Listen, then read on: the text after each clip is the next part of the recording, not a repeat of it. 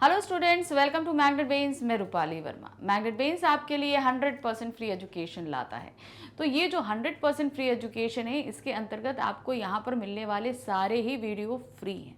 यानी कि आप कोई भी वीडियो देखिए, कितने ही वीडियो देखिए, कितनी बार ही देखिए, आपको कोई पेमेंट नहीं करना। आप किसी भी क्लास में हैं, कोई भी सब्जेक्ट देखना है, कुछ भी आप यहाँ पर आएंगे, यानी कि मैग्नेट ब्रेन्स में आएंगे, आपको यहाँ पर कुछ भी पेमेंट नहीं करना है।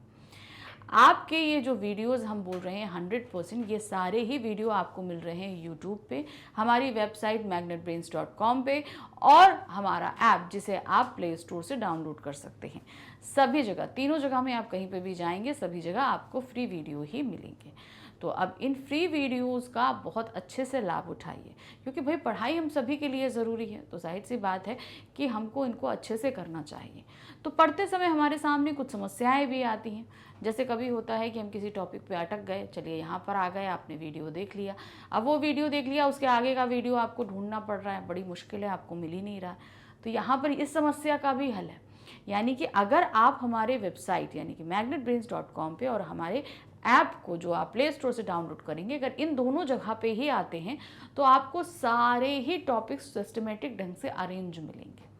कैसे अरेंज मिलेंगे? जैसे आप कोई भी ये जो है मीडियम पढ़ते हैं, इंग्लिश मीडियम या हिंदी मीडियम है, सीबीएसई में, या बिहार बोर्ड से हैं, आप किसी भी बोर्ड से हैं, इन सभी के वीडियोस भी आपके लिए अवेलेबल हैं। तो यहाँ पर आप आएंगे, अपना चूज़ करेंगे, आप मीडियम या बोर्ड चूज़ करने के बाद आपको सीधे सीधे सामने ओपन हो जाएगा आपकी क्लासेस। आपको अपनी क्लास सेलेक्ट करनी है, जो भी क्लास है। जैसे ही आप क्लास सेलेक्ट करेंगे, आपकी सारे सब्जेक्ट्स और बुक्स आपके सामने होंगे। अब आपको बुक सेलेक्ट कर लिया, सब्जेक्ट सेलेक्ट कर लिया, उसके बाद जैसे ही आपने बुक सेलेक्ट करी, आपके सामने उस बुक के अंदर जितने भी चैप्टर जैसे कि आपकी बुक में दिए गए हैं, वैसे ही आपके सामने आ जाएंगे। फिर आप जो चैप्टर पढ़ना है उसे क्लिक करेंगे, तो उसके अंदर सारे टॉपिक्स के वीडियो आपको सीक्वेंस में लगे हुए मिलेंगे, एक के बाद एक के बाद एक। फिर उसी के नीचे अगर आप आएंगे, वही जहाँ वीडियो है, उसी के नीचे आपको सारे पैटर्न्स भी मिलेंगे। जैसे कि आप जब कोई चैप्टर स्टार्ट करते हैं किसी भी बुक का, तो सबसे पहले आप चैप्टर रीड करते हो, उसके एक्सप्लेनेशन उसको समझते हो। तो यहाँ पर सबसे पहला आपका जो वीडियो रहेगा वो है डिटेल एक्सप्लेनेशन का, जहाँ आपको सारे टॉपिक्स पूरे क्लियरली अच्छे तरीके से समझाए गए हैं, और उसके सारे ही वीडियो सीक्वेंस से लगे हुए हैं, एक के बाद एक वीडियो लगे हैं, जैसे कि बुक में टॉपिक्स हैं। फिर उसके बाद आपके आते हैं बुक के वो क्वेश्चंस जो आपके चैप्टर के बाद दिए हैं। तो नेक्स्ट हमारा जो पैटर्न रहेगा उसमें हमारा है एनसीईआरटी सॉल्यूशन, जिसमें आपके बुक के सारे क्वेश्चन आंसर एक्सरसाइज सब कुछ आपको मिलेगा। फिर उसके बाद हम आ जाते हैं कंप्लीट चैप्टर रिवीजन में, यानी कि अब एक वीडियो ऐसा रहेगा जिसमें हम पूरे चैप्टर को रिवाइज करेंगे और कुछ क्वेश्चन आंसर्स देखेंगे। ये वीडियो आपके एग्जाम या टेस्ट के लिए बहुत हेल्पफुल है, उस दौरान आप इसको देखकर अपना रिवीजन कर सकते हैं। फिर आ जाते हैं आपके पैटर्न। आपका एग्जाम में दो तरीके से प्रश्न पूछे जाते हैं, एक है ऑब्जेक्टिव और एक है सब्जेक्टिव। तो हर चैप्टर के ऑब्जेक्टिव आपके लिए मौजूद हैं और सब्जेक्टिव भी मौजूद हैं, चैप्टर वाइज, अलग अलग चैप्टर के। तो जो आपके ऑब्जेक्टिव उसमें आपके रहेंगे मल्टीपल चॉइस क्वेश्चंस रहेंगे, एमसीक्यू का एक पूरा वीडियो रहेगा। फिर उसके बाद हम आ जाते हैं सब्जेक्टिव क्वेश्चन, जिसमें आपके MIQs यानी कि मोस्ट इंपॉर्टेंट क्वेश्चंस रहेंगे। ये मोस्ट इंपॉर्टेंट क्वेश्चंस में आपके पिछले साल बोर्ड्स में पूछे गए क्वेश्चन हो सकते हैं, आपके एग्जाम्स में जो फ्रीक्वेंटली आपके जो क्वेश्चंस पूछे जाते हैं वो सारी चीज़ें रहेंगी। ये तो आपका हो गया पूरा पढ़ाई, ठीक है, हमने आपको पूरा पढ़ा दिया। लेकिन ऐसा नहीं है कि हमने आपको छोड़ दिया, बिल्कुल नहीं छोड़ा हमने। हम आपको पूरा क्लास पार करवाएंगे भाई, पूरी पढ़ाई कराएंगे। तो हम आपके एग्ज़ाम्स के दौरान भी आपका पूरी तैयारी कराते हैं, यानी कि एग्ज़ाम्स के दौरान आपके सैम्पल पेपर्स आते हैं, आपके प्रीवियस ईयर क्वेश्चंस आते हैं, आपका पूरे रिविजन्स के अलग अलग वीडियो आते हैं। इसके अलावा आपके बहुत सारे टिप्स एंड ट्रिक्स रहते हैं क्वेश्चंस पेपर को हल करने के लिए। कुछ सावधानियां भी आपको बताई जाती हैं, स्ट्रेटजी बताई जाती है कि आप किस तरीके की स्ट्रेटजी अपनाएंगे अपने पूरे पेपर को सॉल्व करने के लिए। तो इस तरीके से ये सारी चीज़ें आपको समझाई जा रही हैं ताकि आप अच्छे से जो है अपनी पढ़ाई कर सकें। और ये सारी चीज़ें आपको कैसे मिल रही हैं? फ्री। और जितना कंटेंट है वो भी बहुत उम्दा है, ताकि आपको हर एक चीज़ बहुत अच्छे से समझ में आए। टीचर्स आपको बहुत अच्छे से डिटेल में समझा रहे हैं, तो सभी कुछ आपको यहाँ पर फ्री मिल रहा है। तो इस फ्री एजुकेशन का पार्ट बने रहिए और अच्छे से अपनी पढ़ाई करते रहिए। तो बढ़ते हैं आज के वीडियो की तरफ। आज का हमारा वीडियो है क्लास 10th हिंदी कोर्स ए के लिए। आज हम कर रहे हैं अपने लेखन कार्य का एक टॉपिक, वो है संदेश लेखन के कुछ मोस्ट इम्पॉर्टेंट क्वेश्चंस। ये संदेश लेखन पिछले कुछ जो आपके बोर्ड एग्जाम्स हुए हैं उनमें पूछे गए प्रश्न हैं और कुछ और न्यू एडेड हैं। तो इनको देखकर आप प्रैक्टिस कर सकते हो कि किस तरीके से संदेश लेखन आएगा आपके पास में और कैसे करना है। तो यहाँ पर हम पूरी मार्किंग स्कीम के साथ आपको बताएंगे। तो पहले एक हम पढ़ चुके हैं आपको कि क्या होता है संदेश लेखन, क्यों लिखा जाता है, क्या होता है, सभी कुछ। तो आज हम इसकी प्रैक्टिस करने वाले हैं। क्या है देखिए, अपनी छोटी बहन के जन्मदिवस पर उसे बधाई संदेश 30 से 40 शब्दों में लिखिए। पहली चीज़ ये ध्यान रखनी है कि आपकी जो वर्ड लिमिट रहेगी वो बहुत कम रहती है इसमें। तो हमेशा 30 से 40 शब्द का मतलब है 3 से 4 वाक्य, 4 यानी मैक्सिमम 5 वाक्य से अंदर ही आपको ये पूरा संदेश खत्म होता है। इसमें लिखना ज़्यादा कुछ नहीं होता। लेकिन जो ध्यान देने वाली बात है वो सबसे पहले ये ध्यान देना है कि इसका पैटर्न क्या होता है। जो रचनात्मक प्रस्तुति आप कर रहे हैं, यानी कि रचनात्मक प्रस्तुति का मतलब है कि उसको किस तरीके से अरेंज करके जो उसका प्रारूप है उसको पूरी तरीके से फॉलो कर रहे हैं, उसके लिए आपको मिल रहे हैं 2 मार्क्स। विषय वस्तु के लिए आपको मिल रहे हैं 2 मार्क्स, यानी कि अंदर जितना मैटर लिख रहे हैं उसके लिए 2 मार्क्स। और उसके लिए भाषा के लिए 2 मार्क्स। ध्यान रखिएगा, भाषा के लिए कभी कभी 1 मार्क्स, यानी कि ये 5 नंबर का भी आता है और कभी कभी 4 नंबर का आता है। तो देखिए, जब ये 6 नंबर का आएगा, मान लीजिए अगर 6 मार्क्स का ये आ रहा है तो 2 मार्क्स का ये आपके पास रहेगा। अगर मान लो ये 5 मार्क्स का आ रहा है तो उस कंडीशन में रचनात्मक के लिए 2, विषय वस्तु के लिए 2 और भाषा के लिए 1 रहेगा। और अगर ये 4 मार्क्स का आया, मान लीजिए 4 मार्क्स का भी आता है, तो उस कंडीशन में रचनात्मक प्रस्तुति के लिए 1, विषय वस्तु के लिए 2, भाषा के लिए 1। तो ये मार्क डिवीजन इस तरीके से रहेगा। ये आपको ध्यान रखना है कितने मार्क्स का ये क्वेश्चन आ रहा है। उसी तरीके से वर्ड लिमिट्स ध्यान रखिएगा, इससे बियॉन्ड नहीं जाइएगा, ये आपको बहुत ध्यान रखना है। तो 6 मार्क्स, 4 मार्क्स, 5 मार्क्स, इन 3 कैटेगरीज में आपको किसी भी मार्क्स में पूछा जा सकता है। तो ये आपको इस तरीके से ध्यान रखना है। इस मार्क्स डिवीज़न में आपको मार्क्स मिलने वाले, इस तरीके से डिवीज़न में। चलिए, तो अब जैसे चूंकि हमने क्वेश्चन पढ़ लिया कि आपको जो है ये एक बधाई संदेश तैयार करना है, 30 से 40 शब्दों के बीच तैयार करना है। 2 चीज़ें आपको क्वेश्चन में दे दी गई हैं और आपको अपनी छोटी बहन के लिए लिखना है। तो जब हम कोई भी संदेश लिखते हैं या बनाते हैं तो सबसे पहले जो आपको ध्यान रखना है वो है आपको एक बॉक्स बनाना है। संदेश कभी भी ऐसे खुले नहीं बना देना। तो 2 चीज़ें आपको ध्यान रखनी, जब आपको एग्ज़ाम कॉपी में आप बना रहे हो तो आप न्यू पेज लेना। तो इसमें कुछ चीज़ें जैसे कि हम पत्र अनुच्छेद लिखेंगे, पत्र लिखेंगे, आपका संदेश लिखेंगे और ये आपका विज्ञापन बनाएंगे, ये सारी चीज़ें आपको न्यू पेज से ही करनी है। नीचे कोई भी जगह खाली उसे मत, आधे से मत शुरू करना, हमेशा न्यू पेज लेना। क्योंकि अब एक ही चीज़ में, जैसे पत्र भी है, कोशिश करो एक ही पेज में आ जाए, 2 पेज में नहीं जाने पाए। तो ये कुछ चीज़ें हैं आपको ध्यान रखनी, क्योंकि जब हम लेटर लिखते हैं 1 पेज में होता है, उसी तरह यहाँ पर संदेश बना रहे हैं तो उसे 1 पेज में, वही कॉपी आपकी इतनी बड़ी रहती है तो उसको आप ऐसे करके ब्लॉक बनाओ, उसके अंदर बना। विज्ञापन भी सेम ऐसे ही करना, न्यू पेज पर ही बनाना, आधा इधर आधा उधर नहीं करना।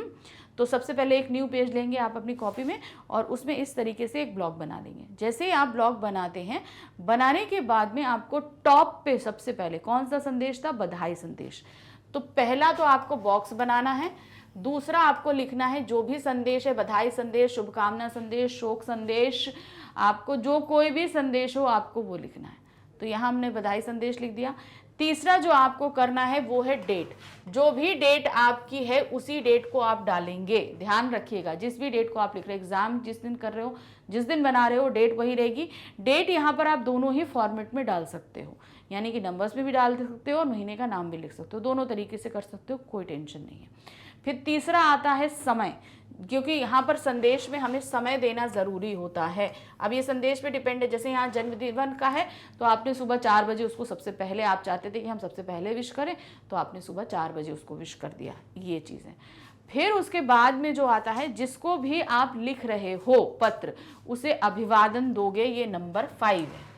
ठीक है, नंबर 5 पॉइंट आपका क्या हो गया। उसके बाद आप यहाँ पर अभिवादन देंगे।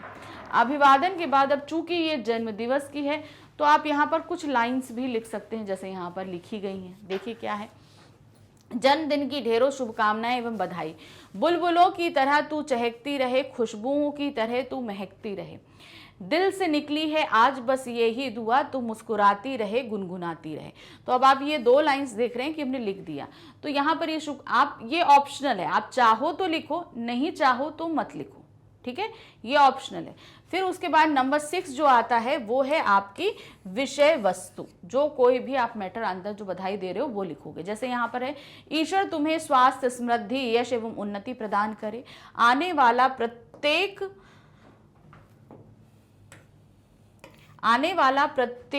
नया दिन तुम्हारे जीवन में खुशियां और अपार सफलताएं लेकर आए। तुम्हें संसार की सारी खुशियां प्राप्त हो, ईश्वर की कृपा तुम पर सदैव बनी रहे। तो ये हो गया आपका क्या, विषय वस्तु। फिर उसके बाद जो आ जाता है वो है जो पत्र लिख रहा है। जैसे अब यहाँ पर आप छोटी बहन को पत्र लिख रहे हो और यहाँ छोटी बहन को आप संदेश दे रहे हो, और यहाँ पर आप दोनों भाई बहन ने, जो बड़े हैं भाई बहन सौरभ और रागिनी, दोनों ने लिखा है। तो यहाँ पर आपने सौरभ रागिनी दे दिया। नहीं तो आप दे सकते हो, अगर एक कोई लिख रहा है तो आप यहाँ पर लिख सकते हो तुम्हारा बहन, तुम्हारा भाई, जैसे आपने लिखा तुम्हारी बहन रागिनी, या आप अकेले लिख रहे हो तुम्हारा भाई सौरभ। तो जो कोई भी लिख रहा है वो आप यहाँ पर नीचे, जिसने भी संदेश दिया। अच्छा, यहाँ पर फॉर्मेट में जो सबसे पहले ध्यान रखना है वो क्या है, बधाई, जो आप जो भी संदेश है, बधाई संदेश, वो मिडिल में ही आएगा, उसमें बदलाव नहीं होगा, बॉक्स के बिल्कुल मिडिल में उसमें आएगा। दिनांक, समय और अभिवादन ये आपके लेफ्ट हैंड साइड से आएगा। फिर विषय वस्तु भी लेफ्ट हैंड साइड से ही शुरू होगी, ध्यान रखना, मिडिल में कहीं से शुरू होगी। अब ये चूंकि अब यहाँ पर था ना, जन्मदिन की ढेरों शुभकामनाएं, बधाएं, ये आपकी कुछ लाइंस आप लिख रहे थे इसलिए हमने मिडिल से दे दिया। लेकिन आपको अगर विषय वस्तु अंदर जो भी लिखना है, जो ये आपका इतना मैटर जो है ये विषय वस्तु का है, इसे अगर आप शुरू करोगे तो ये लेफ्ट हैंड साइड से ही रहेगा। उसके बाद जो भी लिख रहा है, अभिनिवेदन आपका जो रहता है वो आपका नीचे आएगा, लिखने वाले का नाम, ये एकदम लेफ्ट हैंड साइड में नीचे की साइड में रहेगा। यानी कि यहाँ पर पत्र की तरह कोई भी चीज़ राइट हैंड साइड पर नहीं जा रही है, ध्यान दीजिएगा, सब कुछ लेफ्ट हैंड साइड पे है। सिर्फ जो भी संदेश है, बधाई संदेश, शुभकामना संदेश, वो जो भी जिस तरह का, मान लो आपको नहीं पता चलता कि ये कौन सा संदेश है, तो सिर्फ संदेश लिखकर छोड़ दो। मान लो आपको नहीं समझ में आ रहा है कि किस तरह का संदेश है, तो सिर्फ ऊपर संदेश लिख के छोड़ दो, मगर जो कुछ भी है ये आपका बिल्कुल टॉप ऑफ द मिडिल रहेगा। तो ये हो गया, आपको मैंने पूरा पैटर्न समझा दिया। अब इसमें हम प्रैक्टिस करना शुरू करते हैं। नेक्स्ट क्वेश्चन देखिए क्या है। शिक्षक दिवस के अवसर पर अपने हिंदी शिक्षक के लिए एक भावपूर्ण संदेश 30 से 40 शब्दों में लिखिए। अब शिक्षक दिवस है तो आप अपने शिक्षक को क्या देंगे, शुभकामनाएं ही देंगे ना। तो यहाँ पर हमने शिक्षक दिवस की लिखनी है भावपूर्ण। तो यहाँ सबसे पहले हमने क्या दिया, शिक्षक दिवस की हार्दिक शुभकामनाएं। तो यहाँ पर आप सिर्फ शुभकामना संदेश भी लिख सकते हैं। फिर उसके बाद में जैसे आपने मिडिल बॉक्स बनाया, बॉक्स बना के जो भी संदेश था आपने ऊपर लिख दिया। फिर सबसे बाद हमने क्या लिखा, दिनांक। अब शिक्षक दिवस कब होता है आप सभी को पता है, 5 सितंबर का। तो अब यहाँ पर जैसे हम हमेशा हर बार बोलते हैं कि डेट वही पड़ेगी जिस डेट को आप बना रहे हो। तो अब शिक्षक दिवस तो 5 तारीख को ही पड़ता है, 5 सितंबर को, तो उसमें डेट में आप बदलाव नहीं कर सकते। जैसे हम गणतंत्र दिवस है तो 26 जनवरी ही रहेगा, स्वतंत्रता दिवस है तो 15 अगस्त ही रहेगा।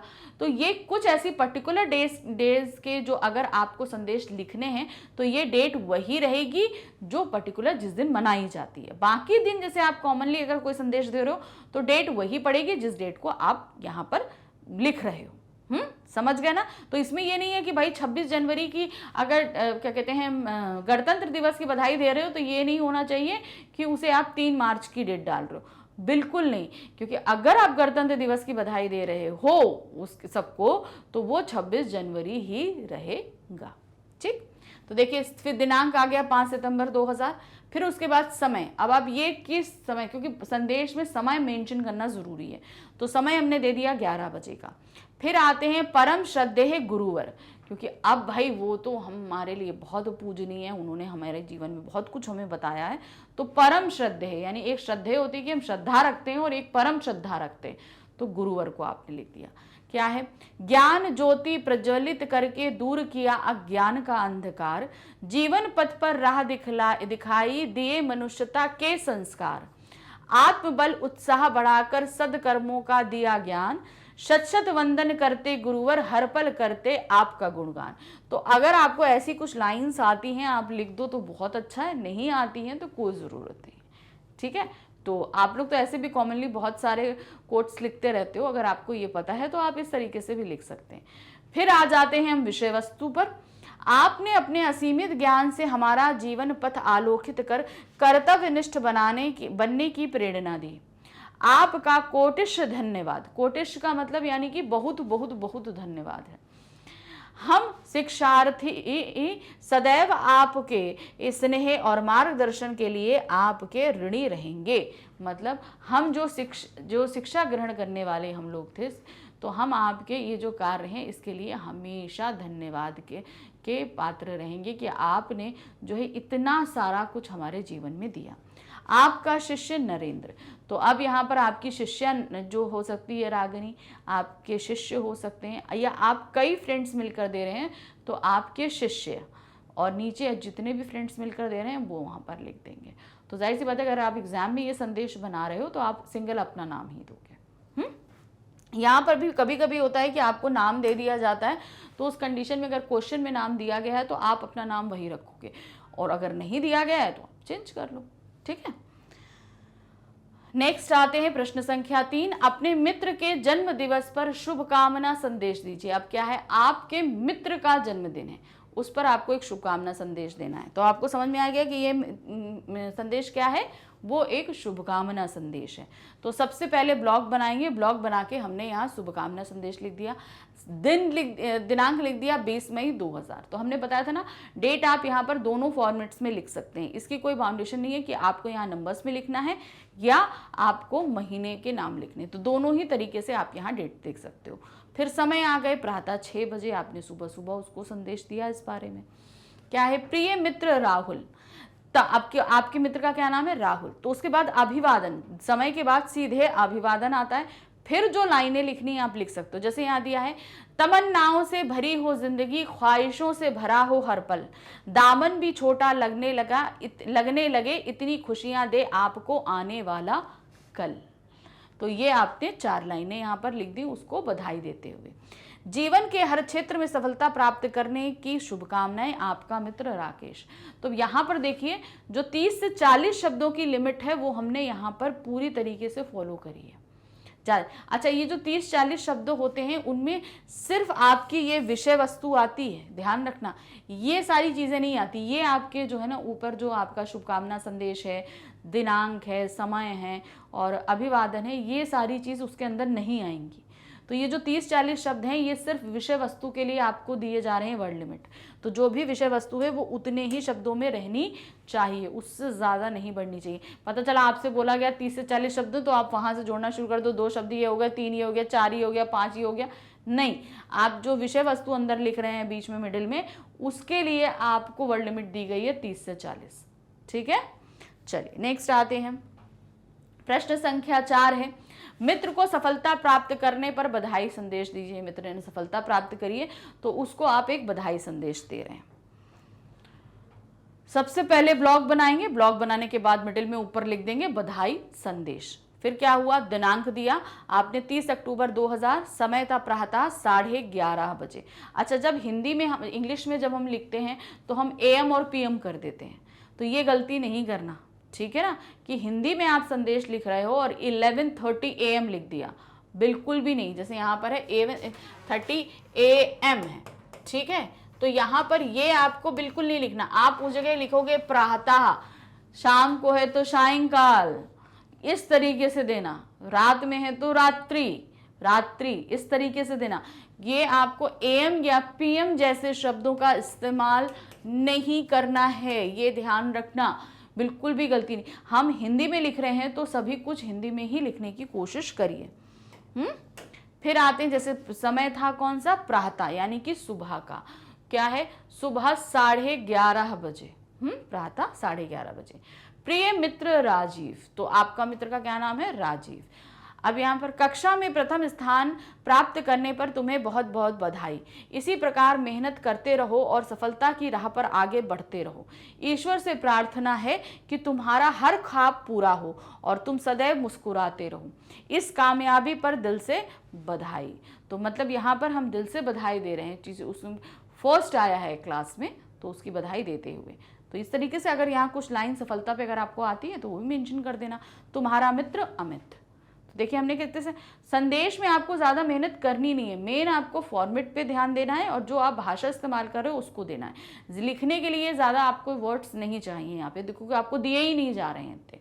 तो फॉर्मेट को हमने आपको फिर से बता दिया, जो भी संदेश है middle of top and middle box में रहेगा ऊपर, फिर दिनांक रहेगी, फिर समय रहेगा, फिर अभिवादन रहेगा, विषय वस्तु रहेगा, अभिनिवेदन रहेगा और उसके बाद आपका नाम रहेगा।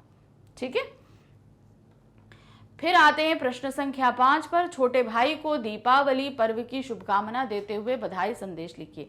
अब आपको शुभकामना संदेश देना है दीपावली का, और देना किसको है? अपने छोटे भाई को। तो सबसे पहले ब्लॉग बनाया, ऊपर लिखा ये कौन सा संदेश था? शुभकामना संदेश। दिनांक 23 दिसंबर 2000। तो अब दीपावली का है, आप जिस टाइम भी दीपावली पड़े उसी आसपास डेट डालिए। समय है प्रातः सुबह 6 बजे। प्रिय अनुज मोहन। अब छोटा भाई है तो प्रिय अनुज लिखकर भी कर सकते हैं, या चाहे तो आप प्रिय अनुज मोहन करके भी आप इसे लिख सकते हैं। दीपावली पर्व की ढेरों शुभकामनाएं।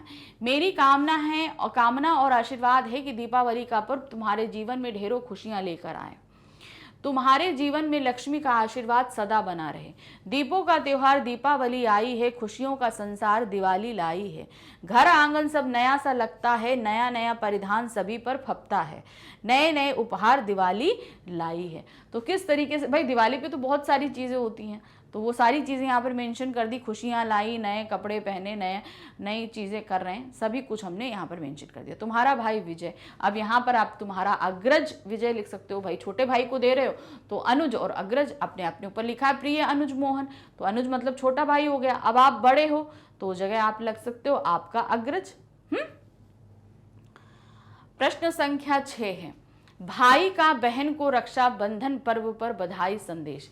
अब भाई जो है वो बहन को संदेश दे रहा है, उसको आपको लिखना है। देखिए क्या यहाँ पर है, सबसे पहले ब्लॉग बनाया, ब्लॉग बनाने के बाद अब ये बधाई संदेश है, पर्व पे दिया जा रहा है। उसके बाद यहाँ पर सीधे लेफ्ट हैंड साइड पे दिनांक दे देंगे, फिर समय दे देंगे। दिनांक के बाद 22 मई, समय है प्रातः सुबह 7 बजे।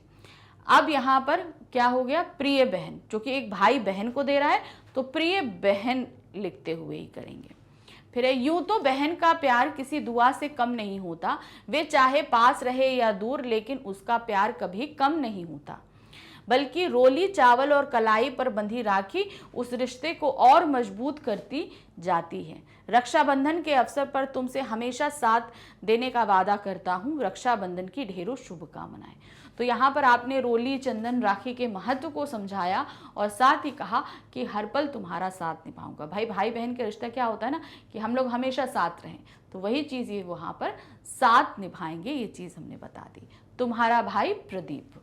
तो यहाँ पर आपने ध्यान रखा, आप भाई के तौर पे, अगर आप एक लड़की भी हो, ठीक है, तो यहाँ पर आपको संदेश अब एक भाई के तौर पर ही लिखना होगा, ये ध्यान रखना, क्योंकि ये रक्षाबंधन का एक है और एक भाई ही बहन को लिख रहा है। तो इस कंडीशन में ये नहीं हो जाए कि आप अपना नाम एज अ बहन लिख दो कि भाई तुम्हारी बहन रागिनी, नहीं, अब आप एक लड़की भी हो तो भी आप एक भाई के तौर पर ही संदेश लिखेंगे।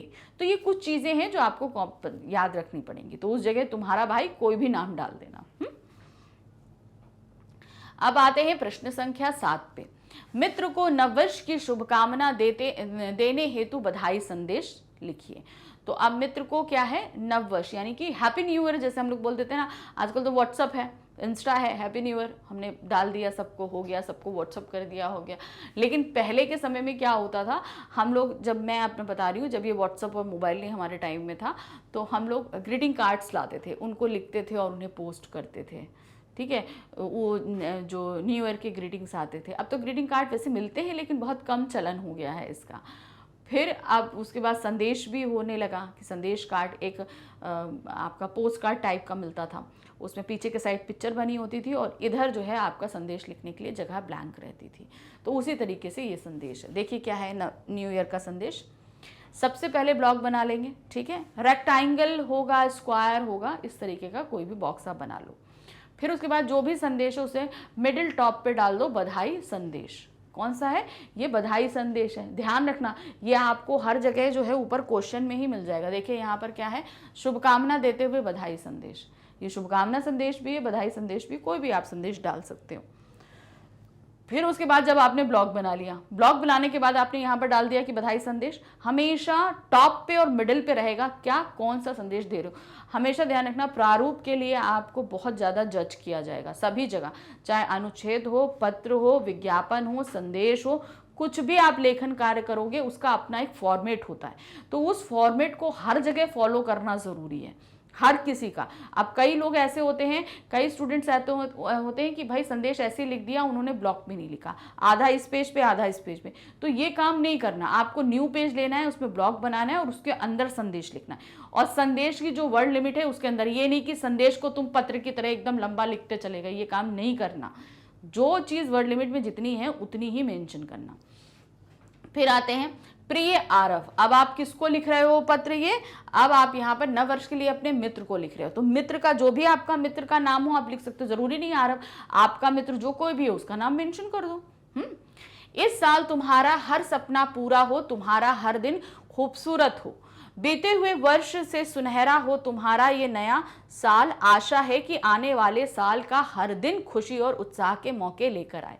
तो मतलब हम ये चाह रहे हैं कि जो सपने तुम्हारे पिछले साल पूरे नहीं हुए वो इस साल पूरे हों, जो तुम चीज़ें अचीव करना चाहते हो सारी वो चीज़ें अचीव कर पाओ, सारी खुशियाँ, सारा उत्साह, सारा आनंद, सारा उमंग तुम्हें इस नए वर्ष में प्राप्त हो, ये हमारी शुभकामना है। नए साल की खुशियों भरी शुभकामनाओं के साथ, नए साल की जो हम शुभकामना दे रहे हैं वो खुशियों के साथ तुम्हें बधाई दे रहे हैं। तुम्हारा मित्र रजत, तो इसी जगह नीचे अपना नाम डाल दो।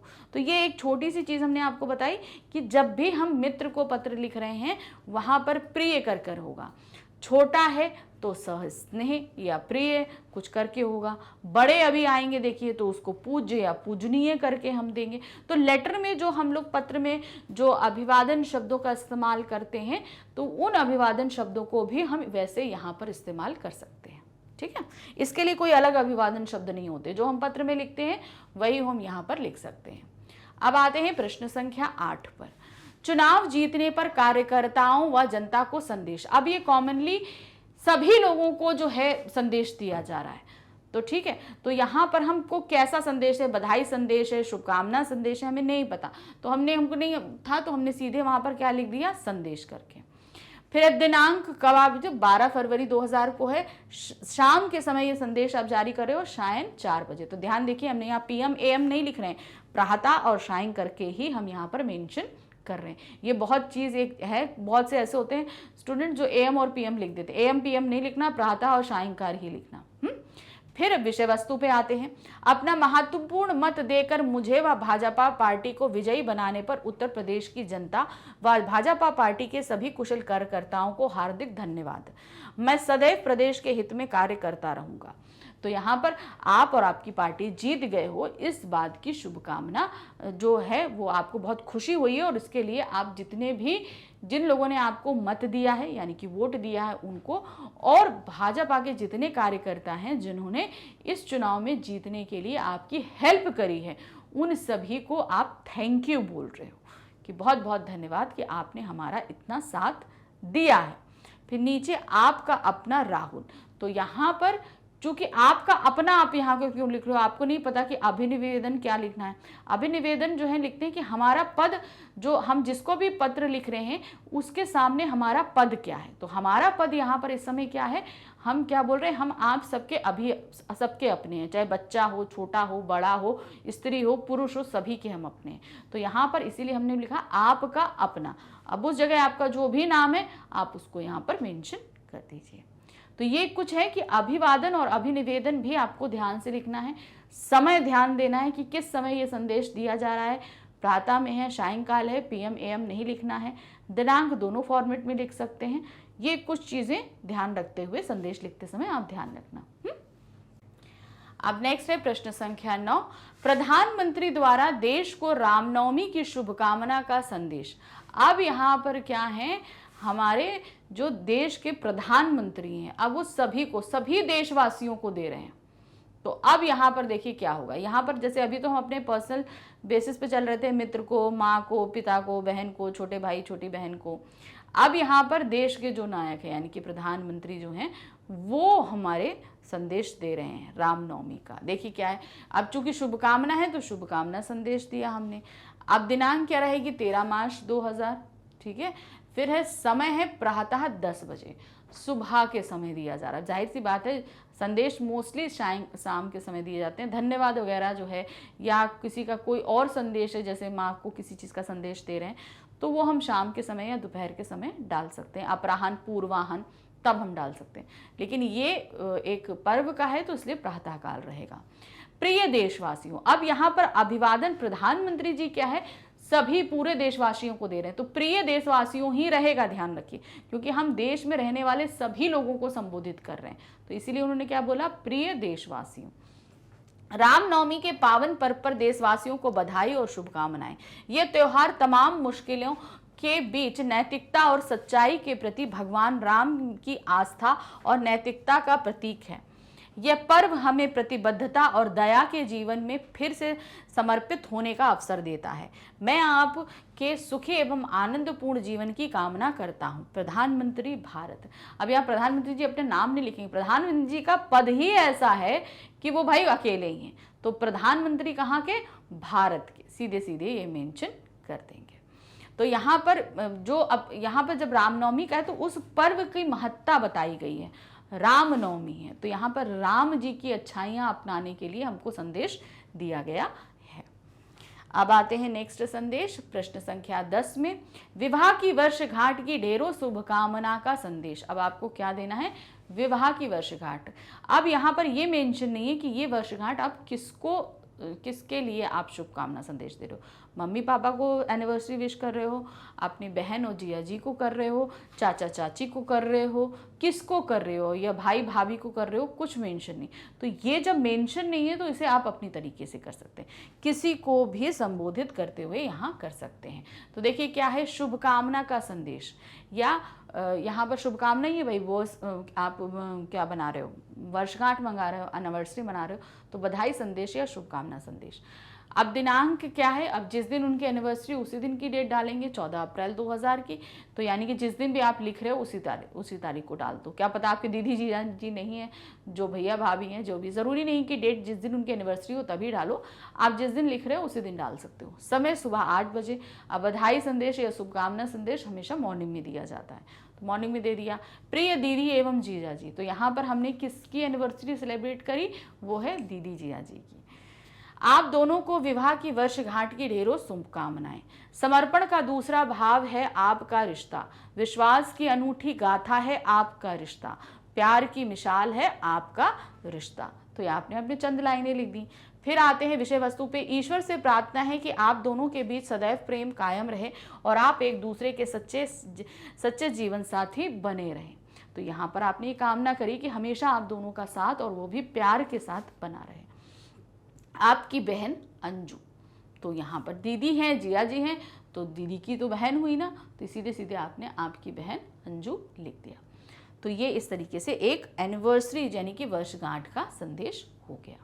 नेक्स्ट आते हैं, अपने मित्र को वार्षिक परीक्षा में प्रथम श्रेणी में पास होने पर शुभकामना दीजिए। अब आपका मित्र जो है वो फाइनल एग्जामिनेशन में फर्स्ट डिवीजन पास हुआ है, तो उसका संदेश आपको यहाँ देना है। तो देखिए कैसे बनाएंगे। तो सबसे पहले हमने क्या किया, एक ब्लॉक बनाया। हमेशा ध्यान देखिए सारे संदेश जो हैं वो मैं एक ब्लॉक के अंदर ही करा रही हूँ। तो एक ब्लॉक बनाएंगे, उसके बाद क्या है, यहाँ पर शुभकामना संदेश है वो दिया। फिर है दिनांक 15 जून 2000, समय प्रातः 11 बजे। तो अब रिजल्ट का समय है, बधाई दे रहे हो, सुबह ही रखना। प्रिय मित्र रमेश, अब यहाँ पर आपका फ्रेंड है तो उसको आप क्या बोलोगे, प्रिय मित्र रमेश। आपके वार्षिक परीक्षा में प्रथम श्रेणी में पास होने पर कुछ पंक्तियों द्वारा शुभकामनाएं भेज रहा हूँ। तो कुछ पंक्तियां अगर आप भाई अच्छा लिख लेते हो तो हर संदेश में लिख सकते हो, वरना यहाँ तो हमने बहुत सारी दी हैं, आप चाहो तो उन्हें भी कॉपी कर सकते हो। दुआ है कि कामयाबी के हर शिखर पर आपका ही नाम होगा, आपके हर कदम पर दुनिया का सलाम होगा, आप जिंदगी की हर परीक्षा में सफल हो। तो किस तरीके से अच्छी 2 लाइनें हमने यहाँ पर मेंशन कर दी। तो ये इस तरीके से आप लाइन लिख सकते हो। फिर है शुभकामनाओं सहित आपका मित्र राहुल। तो यहाँ पर हमने क्या दिया, शुभकामनाओं सहित है, क्योंकि हम आपको दे रहे हैं, बहुत सारी बधाइयाँ हैं, सब लिखकर। और नीचे आपने अपना पद भी बता दिया कि मैं आपका मित्र हूँ, नाम भी बता दिया राहुल। देखे ना, तो बहुत इजी है, संदेश में कोई ज़्यादा मुश्किल नहीं होता है कि हमें कैसे लिखना है, क्या करना है, कोई भी परेशानी इसमें नहीं खड़ी होती है। तो इस तरीके से देखा हमने, बहुत सारे जो है संदेश आपके सामने लेकर आए, आपने उनकी प्रैक्टिस करी। तो इसी तरीके से अच्छे से प्रैक्टिस करिए। तो एग्ज़ाम के टाइम तो जब आपका आएगा तब तो हम प्रैक्टिस कराने ही कराने वाले हैं भाई, सैम्पल पेपर्स लेकर आएंगे तो जाहिर सी बात है कि प्रैक्टिस होगी। लेकिन अभी से आपको चीज़ों का मेथड समझना ज़रूरी है कि किस चीज़ का कैसा प्रारूप है, कैसा फॉर्मेट रहेगा, किस में क्या चीज़ें लिखनी है, और ख़ास तौर से लेखन कार्यों में हर जगह वर्ड लिमिट दी रहती है, उसको ध्यान में रखते हुए आपको काम करना है। तो इस तरीके से हमने यहाँ पर संपन्न किया अपना संदेश लेखन। अभी लेखन कार्य और भी हैं, उनको लेकर अभी हम आएंगे। तो नेक्स्ट वीडियो में फिर से मिलते हैं नेक्स्ट नए लेखन कार्य के साथ में, उसकी प्रैक्टिस करेंगे। Thank you for watching, bye bye.